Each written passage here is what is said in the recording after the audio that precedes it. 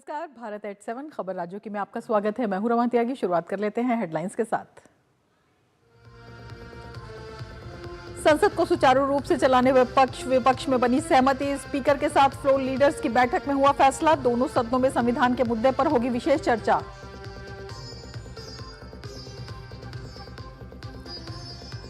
महाराष्ट्र में 4 दिसंबर को सुबह 10 बजे होगी भाजपा विधायकों की बैठक। केंद्रीय पर्यवेक्षक विजय रूपाणी और निर्मला सीतारमण की मौजूदगी में होगा विधायक दल के नेता का चुनाव।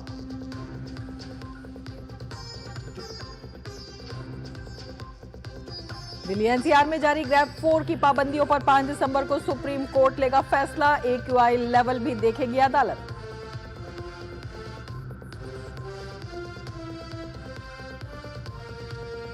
और फेंजल चक्रवात के कारण पुदुचेरी और विलुपुरम में भारी बारिश, बाढ़ जैसे हालात। कर्नाटक के बेंगलुरु, कोलार, चिकबल्लापुर समेत कई जिलों में येलो अलर्ट।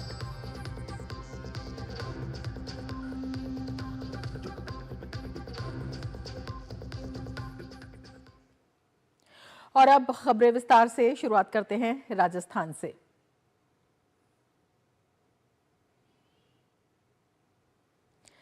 राजस्थान में जबरन बहला फुसलाकर या लालच देकर धर्मांतरण कराए जाने पर पीड़ित को 5 लाख रुपए तक मुआवजा देना होगा। एक से ज्यादा बार अपराध करने वालों को 2 गुना तक सजा हो सकती है। अवैध रूप से इसके साथ ही धर्म परिवर्तन रोकने के लिए लाए जा रहे Rajasthan prohibition of unlawful conversion of religion bill 2024 में ये प्रावधान शामिल होंगे, जिसका प्रारूप राजस्थान सरकार की कैबिनेट ने मंजूर कर दिया। लव जिहाद को लगेगा झटका।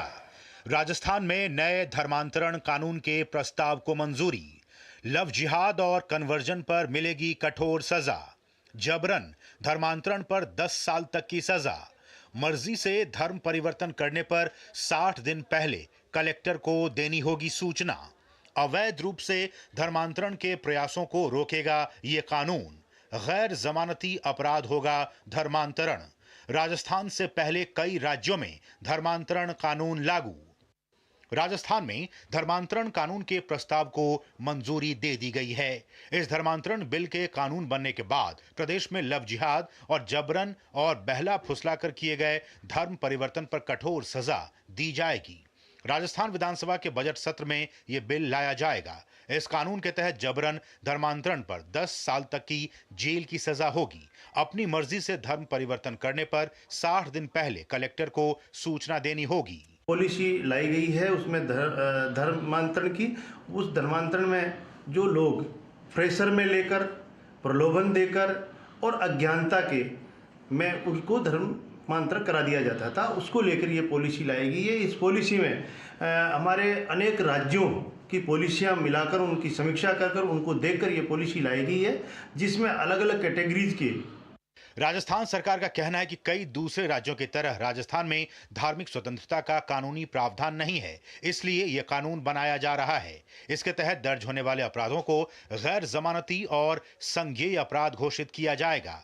राजस्थान से पहले कई राज्यों में धर्मांतरण कानून लागू है। उत्तर प्रदेश में 2021 में, मध्य प्रदेश में 2021 में, उत्तराखंड में 2018 में धर्मांतरण कानून लाया गया था। इसके अलावा झारखंड, कर्नाटक, गुजरात में भी ये कानून है। उड़ीसा में सबसे पहले 1967 में धर्मांतरण कानून लाया गया था। हमारे अनेक राज्यों की पॉलिसियां मिलाकर उनकी समीक्षा कर उनको देखकर ये पॉलिसी लाई गई है, जिसमें अलग अलग कैटेगरीज के लोगों के लिए अलग अलग प्रावधान सजा के रखे गए हैं। वो मैं मानता हूं कि अब इस तरह का कोई आदमी धर्मांतरण नहीं करा पाएगा जो किसी प्रेशर से, किसी संगठन से मिलकर जो दबाव में लेकर करते थे। इसके लिए एक ये पॉलिसी लाई गई है। निश्चित रूप से इस पॉलिसी से ये जो फ्रॉड काम होता था वो रुकेगा। The Rajasthan prohibition of unlawful conversion of religion विधेयक के कानून बनने के बाद कोई व्यक्ति या संस्था किसी व्यक्ति को छल या बलपूर्वक या कोई लालच देकर धर्म परिवर्तन नहीं करवा सकेंगे। अगर कोई व्यक्ति अथवा संस्था ऐसा कृत्य करते हैं तो उन्हें कठोर दंड दिया जाएगा। Bureau report, DD news. IIT Bombay के प्रोफेसर चेतन सिंह सोलंकी सौर ऊर्जा के क्षेत्र में किए गए कार्यों के चलते सोलर मैन ऑफ इंडिया एवं सोलर गांधी के नाम से प्रसिद्ध हैं। चेतन सिंह सोलंकी मध्य प्रदेश सरकार में सौर ऊर्जा के ब्रांड एम्बेसडर हैं। चेतन सिंह सोलंकी इन दिनों मध्य प्रदेश की यात्रा पर हैं। अपनी सोलर बस से यात्रा करते हुए चेतन जलवायु परिवर्तन से होने वाले दुष्प्रभावों को बता रहे हैं और साथ ही साथ युवाओं से अपनी जरूरतें कम करने की अपील भी कर रहे हैं। देखिए रिपोर्ट। आईआईटी बॉम्बे के प्रोफेसर चेतन सिंह सोलंकी सोलर गांधी के नाम से प्रसिद्ध। सौर ऊर्जा के क्षेत्र में कार्यों के चलते सोलर मैन ऑफ इंडिया का मिला खिताब। मध्य प्रदेश सरकार में सौर ऊर्जा के ब्रांड एम्बेसडर हैं चेतन सिंह सोलंकी। पर्यावरण संरक्षण को लेकर जागरूकता बढ़ाने के मिशन पर हैं सोलर गांधी। सौर ऊर्जा को बढ़ावा देने के लिए 43,000 किलोमीटर से अधिक की कर चुके हैं यात्रा। कार्बन फुटप्रिंट कम करने का कर रहे हैं प्रयास। जलवायु परिवर्तन के दौर में पर्यावरण संरक्षण बेहद जरूरी है और पर्यावरण संरक्षण के लिए जरूरी है कि ज़्यादा से ज़्यादा पौधारोपण किया जाए। पौधारोपण के साथ ये भी जरूरी है कि हम अपने दैनिक गतिविधियों में ऐसे काम करें जिससे कार्बन उत्सर्जन कम से कम हो। सोलर गांधी के नाम से प्रसिद्ध आईआईटी बॉम्बे के एनर्जी साइंस के प्रोफेसर 11 साल की भारत यात्रा पर हैं। सोलर बस में ही चेतन ने अपना घर बना रखा है। साल 2020 में चेतन को मध्य प्रदेश सरकार ने अपना सोलर ब्रांड एम्बेसडर बनाया था। अपनी यात्रा के दौरान चेतन जलवायु परिवर्तन के दुष्प्रभावों को जनता को बताते हैं और उनसे अपील करते हैं कि कैसे कार्बन उत्सर्जन को कम किया जा सकता है, जिससे हम अपनी आने वाली पीढ़ी को सुरक्षित भविष्य दे सकते हैं। ये जो मेन पर्पस है यात्रा का, क्लाइमेट चेंज, किस तरह से क्लाइमेट चेंज नहीं हो रहा है, हो चुका है। हर सीजन अलग हो गया है। खास बात यह है कि ये करने वाले हम खुद हैं। बहुत सारे लोग इस बात से अवगत नहीं कि ब्रश करना कितना खतरनाक काम है। उसमें इतने सारे तामझाम यूज करते हैं, toothpaste, toothbrush, wash basin, motor, टंकी, पाइप, मिरर, बल्ब, इलेक्ट्रिसिटी, इतना सारा करते हैं। तो जाने अनजाने हर गतिविधि में जो हम दिन रात करते हैं उसमें कार्बन एमिशन होता है, उससे क्लाइमेट चेंज होता है। इसलिए हर व्यक्ति, चाहे वो शहर का हो, गांव का हो, छोटा हो, बड़ा हो, अमेरिका का हो, अफ्रीका का हो, क्लाइमेट चेंज का जिम्मेदार है। बहरहाल चेतन के मुताबिक पर्यावरण संरक्षण के लिए सौर ऊर्जा एक अच्छा विकल्प है, लेकिन पर्याप्त नहीं। जलवायु परिवर्तन के दौर में यदि हम अपनी आवश्यकता कम कर दें और हफ्ते में एक दिन ही बिना प्रेस के कपड़े पहने तो भी कार्बन उत्सर्जन की मात्रा कम कर सकते हैं। Solar man of India Chetan Singh Solanki 11 साल की भारत यात्रा पर निकले हैं। मध्य प्रदेश के ब्रांड एम्बेसडर चेतन का साफ तौर पर कहना है कि कार्बन उत्सर्जन को कम करने के लिए बेहद जरूरी है कि हम अपनी आवश्यकताओं को सीमित करें, तभी हम पर्यावरण संरक्षण भी कर सकते हैं और जलवायु परिवर्तन से होने वाले खतरों को कम कर सकते हैं। कैमरा पर्सन कुमार गौरव के साथ आशीष मंगल सोनी, डीडी न्यूज, इंदौर। भारतीय रेलवे ने एसी स्लीपर क्लास यात्रियों के लिए एक नई व्यवस्था शुरू की है। अब सफर के दौरान यात्रियों को स्वच्छ इस्त्री किए गए उच्च गुणवत्ता वाले लिनन और बेड रोल दिए जाते हैं। रेलवे ने नवीनतम तकनीक का उपयोग करके ये सुनिश्चित किया है कि हर उपयोग के बाद लिनन को मशीन से धोया जाए और साफ किया जाए। दुर्ग के कोचिंग डिपो में 4 टन क्षमता वाली लॉन्ड्री यूनिट से यात्रियों को स्वच्छ लिनन मिल रहा है।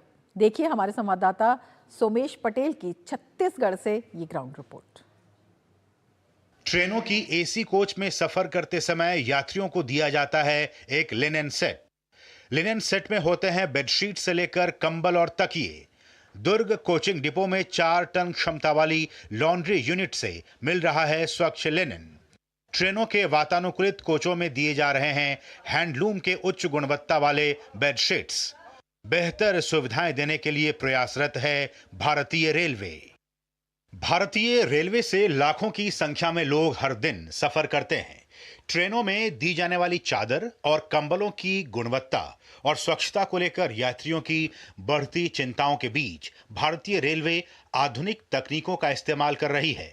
दक्षिण पूर्व मध्य रेलवे के बिलासपुर और दुर्ग कोचिंग डिपो में क्रमशः 3 टन और 4 टन क्षमता वाली लॉन्ड्री यूनिट स्थापित की गई है। यहां पर न्यूनतम 2 शिफ्ट में काम किया जाता है। दक्षिण पूर्व मध्य रेलवे से प्रारंभ होने वाली ट्रेनों में हर रोज लगभग 16,000 लिनेन सेट लोड किए जाते हैं। हमारे पास ट्रेन में जो गंदे बेडशीट या लिनेन सारे आते हैं वो यहाँ पे लाए जाते हैं। वॉशिंग होने के बाद फिर ये सारा लिनेन जो है हम कैलेंडरिंग मशीन, जो कि एक आयरनिंग मशीन होती है, उसमें डाल के फिर उसमें से जो लेडीज़ हैं उनके द्वारा उसको फोल्ड किया जाता है।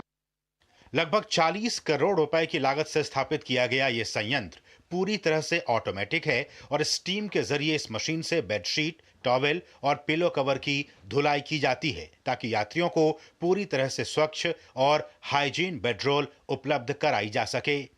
इन बेडरोल को साफ करने से पहले इनका केमिकल ट्रीटमेंट किया जाता है और उसके बाद मशीन में डालकर इन्हें साफ किया जाता है। धुलाई के बाद मशीनों की मदद से ही ये बेडरोल प्रेस होकर बाहर निकलते हैं, जिन्हें पैक कर ट्रेनों में भेज दिया जाता है।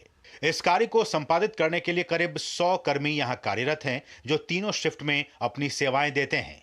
उच्च क्षमता वाले इस संयंत्र से प्रतिदिन रिक्वायरमेंट के हिसाब से 12,000 बेडशीट, 6,000 टॉवेल और 6,000 पिलो कवर की धुलाई की जाती है। इससे फ़ायदा ये हुआ है कि ये बहुत हाई कैपेसिटी लॉन्ड्री है और हमारे आसपास में जो भी रिक्वायरमेंट है लिनेन का, जैसे रनिंग रूम, लॉबी वगैरह का, तो वो भी हम लोग यहाँ पे कर पा रहे हैं और हमारी सारी ट्रेनें भी कवर हो रही हैं। रायपुर डिवीज़न अपनी रिक्वायरमेंट पूरी तरह से इस लॉन्ड्री के द्वारा पूरा कर रहा है। संयंत्र के स्थापित हो जाने से रायपुर में डिवीजन की दूसरों पर आत्मनिर्भरता खत्म हुई है और डिमांड पर बेडरोल की सप्लाई दूसरी जगहों पर भी की जाती है। ट्रेनों में दी जाने वाली चादर और कंबलों की गुणवत्ता और स्वच्छता को लेकर यात्रियों की बढ़ती चिंताओं के बीच रेलवे ने नए प्रौद्योगिक, बेहतर और लॉजिस्टिक यात्री केंद्रित सेवाओं को निरंतर प्राथमिकता दी जा रही है, जिससे ट्रेन में सफर कर रहे यात्रियों को दिक्कतों का सामना ना करना पड़े। अपने सहयोगी फारूक के साथ सोमेश पटेल, डीडी न्यूज छत्तीसगढ़। और अब लेते हैं एक ब्रेक, आप देखते रहिए डीडी न्यूज।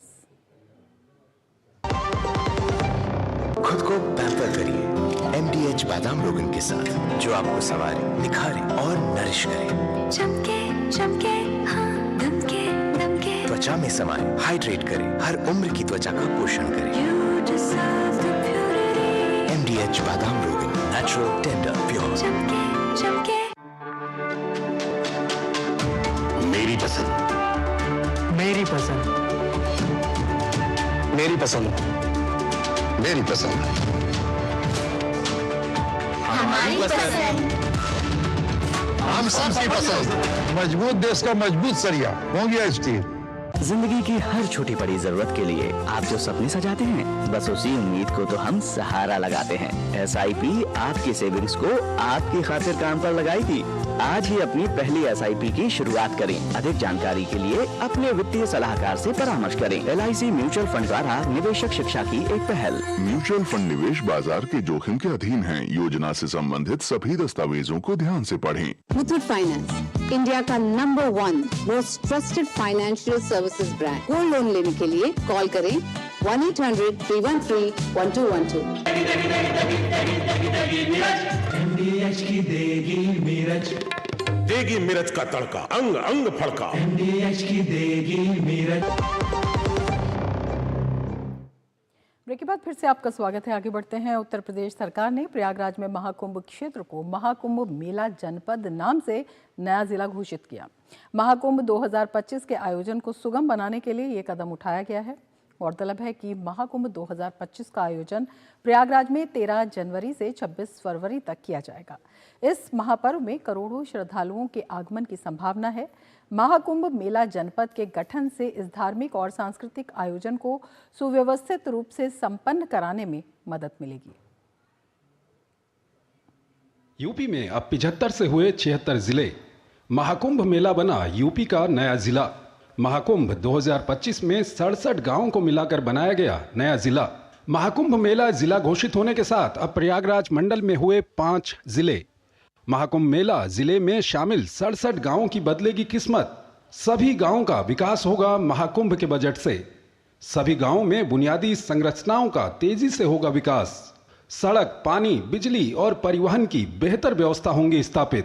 प्रयागराज में महाकुंभ की व्यवस्थाओं को और भी बेहतर बनाने के लिए अब महाकुंभ को जनपद के नाम से जाना जाएगा। जिला अधिकारी के द्वारा इस संदर्भ में अधिसूचना जारी की गई है। महाकुंभ मेला जनपद में 67 गांव शामिल किए गए हैं। उत्तर प्रदेश सरकार प्रयागराज महाकुंभ 2025 का आयोजन भव्य रूप से करने में जुटी है। महाकुंभ के आयोजन के लिए मेला क्षेत्र नया जिला घोषित कर दिया गया है। नए जिले का नाम महाकुंभ मेला रखा गया। महाकुंभ मेला नाम से नए जिले की अधिसूचना जारी कर दी गई है।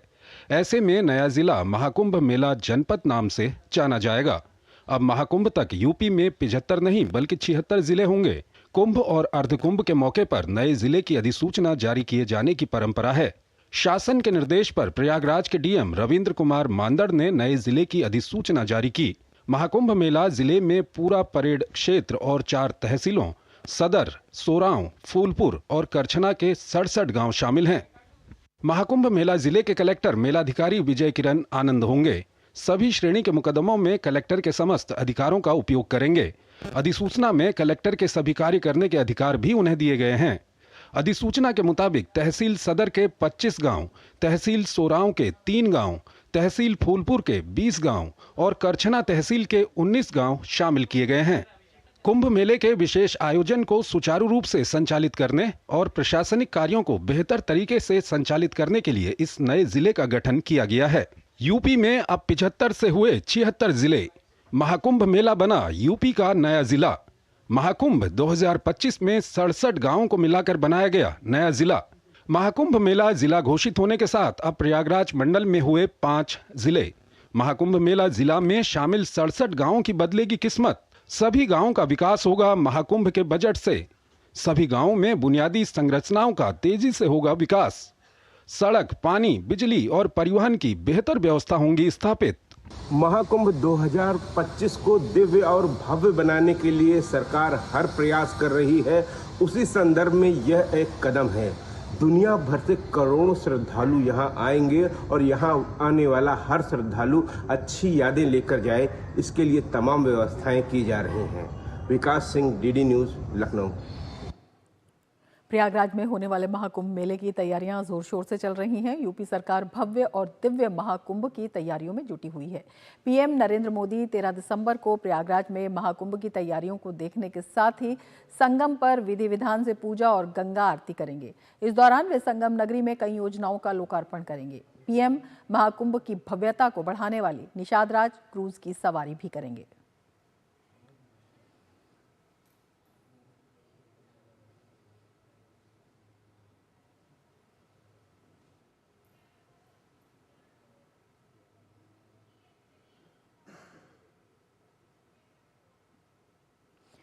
विश्व हिंदू परिषद बजरंग दल द्वारा जंतर मंतर पर बांग्लादेश में हिंदुओं पर हो रहे अत्याचार के विरोध में प्रदर्शन रखा गया है। इस प्रदर्शन का जायजा लिया हमारे संवाददाता गिरीश निशाना ने। बांग्लादेश में हिंदुओं पर हो रहे अत्याचार के खिलाफ जंतर मंतर पर प्रदर्शन किया गया है। ज्यादा बात करने के लिए हमारे साथ कपिल खन्ना जी मौजूद है। बांग्लादेश की स्थिति से हम सब चिंतित हैं। बांग्लादेश की इस भयावह स्थिति के लिए वहां का प्रशासन जिम्मेवार है। ये बांग्लादेश को हम ये स्वीकार नहीं करेंगे कि एक बार फिर वहां तालिबानी राज आ जाए। वहां पर जिहादी मानसिकता के लोगों के द्वारा ये षड्यंत्रपूर्ण ढंग से हिंदुओं के ऊपर अत्याचार हो रहे हैं। हिंदुओं के धार्मिक स्थलों को तोड़ा जा रहा है। हमारे धार्मिक गुरुओं को प्रताड़ित किया जा रहा है और अब तो इसकी हद हो गई है। हमारे पूजनीय संतों को अरेस्ट किया जा रहा है। जंतर मंतर पर तमाम धर्मों के गुरु मौजूद हैं। लोकेश मुनि जी महाराज जी पहुंचे हुए हैं। बांग्लादेश में जिस तरह से हिंदुओं पर अत्याचार हो रहा है, जिस तरह से हमारी माता और बहनों के साथ बर्बरतापूर्ण व्यवहार हो रहा है, जिस तरह से हमारे इस्कॉन आदि संगठनों के प्रमुख धार्मिक प्रतिनिधियों को वहां पर गिरफ्तार किया गया है, लोकतांत्रिक मूल्यों को कुचला जा रहा है, ऐसे में कैसे चुप रह सकते हैं। तो आज भारत की राजधानी दिल्ली के जंतर मंतर पर सर्वधर्म संत एक मंच पर एकत्रित हुए हैं। सामाजिक संगठन एकत्रित हुए हैं और भारत सरकार से भी मांग की है कि अगर बांग्लादेश उस पर अंकुश नहीं लगाता है तो ये बड़ी और कड़ी कार्रवाई करने का समय आ गया है। हमारे साथ बनते संगप्रिय राहुल जी हैं। जब से सरकार नहीं आई बांग्लादेश में और सरकार आने के बाद हिंदुओं पर सनातनों पर आक्रमण चालू हो गया और हम लोगों ने जब पहली बार आक्रमण हुआ तो हम लोगों ने यही सोचा कि सरकार जब बदलती है तो छुटपुट घटनाएं होते रहते हैं और लेकिन बंद हो ही नहीं रहा है। छोटी छोटी लड़कियों के साथ बलात्कार करना, हमारे जो मंदिर थे उनको तोड़ना, इस्कॉन तोड़ना, इस्कॉन के संतों को बंद कर देना, वहां नमो सुद्रा जो मुतवा समाज बंगाल के मंदिर है उसको तोड़ देना, ये बहुत हो रहा है, बहुत बर्दाश्त हम लोग कर लिए। बर्दाश्त करने के बाद हम लोगों ने जंतर मंतर पार रखा और 10 तारीख को हम एम्बेसी पे भी रख रहे हैं। विश्व हिंदू परिषद बजरंग दल द्वारा आप देख सकते हैं यहाँ पर जंतर मंतर पर ये प्रदर्शन किया गया है, जिसमें हिंदू, सिख, बौद्ध, जैन मुनि तमाम जो गुरु हैं वो यहाँ पर मौजूद हैं और काफी संख्या में लोग भी हिंदुओं के लिए यहाँ पर जंतर मंतर पर उतरे हुए हैं। तो एक अलग विरोध प्रदर्शन यहाँ देखने को मिल रहा है, क्योंकि जिस तरह से बांग्लादेश में हिंदुओं पर अत्याचार हो रहा है उसके विरोध में ये लोग जंतर मंतर पर बैठे हैं। कैमरामैन जगदेव सिंह के साथ गिरीश निशाना, डीडी न्यूज, दिल्ली। पश्चिम बंगाल के उत्तर 24 परगना स्थित पेट्रोपोल में पश्चिम बंगाल के नेता प्रतिपक्ष शुवेंदु अधिकारी ने बांग्लादेश में 2 इस्कॉन संतों की गिरफ्तारी के विरोध में मार्च निकाला। शुवेंदु अधिकारी समेत भाजपा विधायकों ने वहां हिंदुओं सहित अल्पसंख्यकों पर हो रहे हमलों को लेकर भारत बांग्लादेश सीमा पर विरोध प्रदर्शन किया।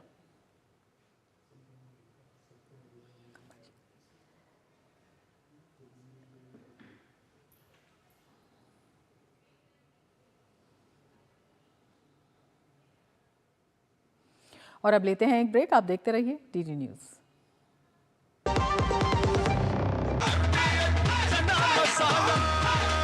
अब छोलिया हो या लोबिया, सफेद चने या काले चने, सबको मजेदार बने। सुनो, एक अच्छी इंश्योरेंस पॉलिसी एआई से पूछते हैं। एक ऐसी पॉलिसी जिसमें प्रीमियम पेमेंट हो लिमिटेड पर इनकम आती रहे लाइफ टाइम। LIC का जीवन उत्सव। एक ऐसी पॉलिसी जो दे होल लाइफ इंश्योरेंस कवर भी। LIC का जीवन उत्सव। वाओ, चलो तो LIC की जीवन उत्सव पॉलिसी ही लेते हैं। मैं भी तुमसे यही कह रही थी, LIC का जीवन उत्सव। लाइफ टाइम सेलिब्रेशन मनाइए LIC के जीवन उत्सव के साथ, फ्यूचर सेट है। जब धरती चीर कर निकलता है लोहे का पत्थर और मिलता है मोंगिया के जोश से, फिर तपता है, पिघलता है और बनता है फौलाद। अब होता है सरिया सारी खूबियों के साथ। मोंगिया स्टील, मजबूत देश का मजबूत सरिया। ये डाउट बहुत ही अमेजिंग चीज है, काम आसान कर देती है। अब जिस पे भी डाउट है वो तो ऑटोमेटिकली आउट है। लेकिन मुथूट फाइनेंस से गोल्ड लोन लेते हुए कोई डाउट नहीं है, क्योंकि यहाँ है पूरी ट्रांसपेरेंसी, 100% भरोसा और सुरक्षा। तभी तो मुथूट फाइनेंस है भरोसा इंडिया का number 1 most trusted financial services brand. तो गोल्ड लोन लेने के लिए कॉल करें 1-800-313-1212। MDH का किचन किंग किचन में हो तो हम सब कुछ बना सकते हैं। बैंगन का भरता, आलू गोभी, भिंडी मसाला और भी बहुत कुछ। MDH। बंगाल की खाड़ी के दक्षिण पश्चिमी हिस्से में हवा का दबाव कम होने की वजह से उत्पन्न चक्रवात फेंगल से देश के दक्षिणी राज्यों में भारी बारिश हो रही है। इसमें तमिलनाडु और पुदुचेरी, केरल, कर्नाटक और आंध्र प्रदेश शामिल हैं। इसके कारण हो रही भारी बारिश का तमिलनाडु और पुदुचेरी में खासा असर पड़ा है। चक्रवात फेंगल के तमिलनाडु और पुडुचेरी के तटीय इलाकों से टकराने के बाद पिछले 2 दिनों से तमिलनाडु के कई जिलों में लगातार भारी बारिश के कारण बाढ़ की स्थिति पैदा हो गई है। इसका असर कर्नाटक राज्य पर भी पड़ा है और अगले 3 दिनों तक राज्य के विभिन्न जिलों में भारी बारिश होने की संभावना है।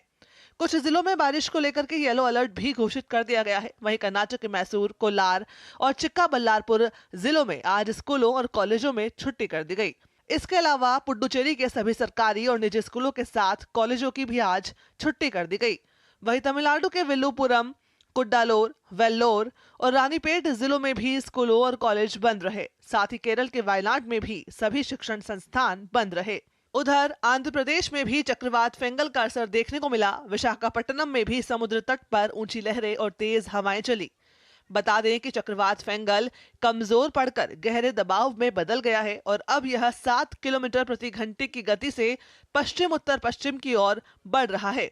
पुडुचेरी में पिछले 24 घंटे में 3 दशकों में सबसे अधिक 48.6 सेंटीमीटर वर्षा दर्ज की गई है। पुडुचेरी के कई इलाकों में भीषण जलभराव के कारण सैकड़ों लोग अपने घरों में फंसे हुए हैं।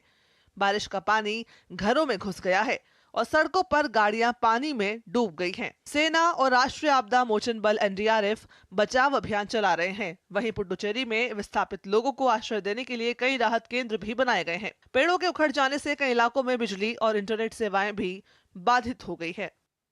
Bureau report, DD news.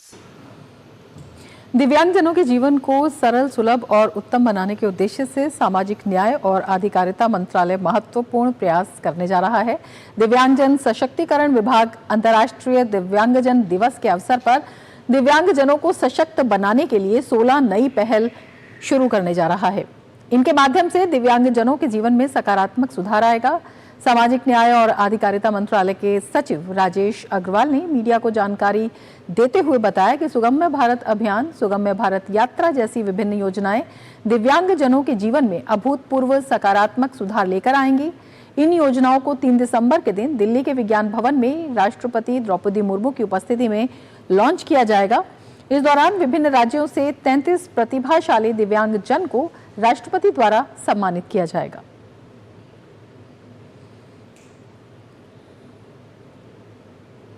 इसके साथ ही हमारे इस खास बुलेटिन में फिलहाल इतना ही। दीजिए इजाजत। नमस्कार।